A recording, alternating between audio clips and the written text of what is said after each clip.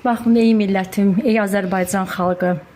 Bunlar memarlığın Sumqayıt şəhərində bu gün baş vermiş hadisədir. Sumqayıt şəhər icra hakimiyyətinin, memarlığının, bələdiyyəsinin işçiləridir bunlar.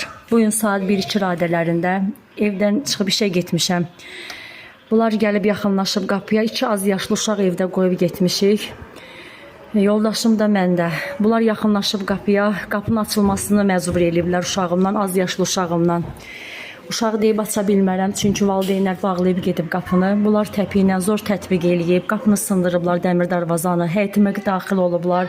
Baxın, görün bunlar hansı vəhşilikləri törədir. Buradan prezidentimə səslənirəm.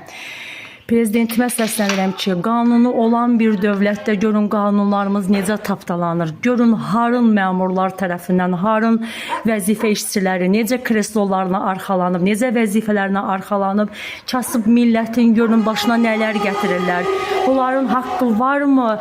Evdə olmadan vətəndaşın qapısını sındırıb evə girməyə, hansı haqda, hansı qanundan, hansı qaydadan bunlar rəftar eləyirlər? Burada hansı insanlıqdan söhbət gedə bilər? Baxın, görün bunlar həyatda hansı vəhşilikləri eləyir ev yiyəsi evdə olmadan. Az yaşlı uşağımın qolunu vurublar, telefonu əlindən alıb telefonu sındırıblar. Bunlar uşaqlarıma qarşı zor tətbiq eləyib.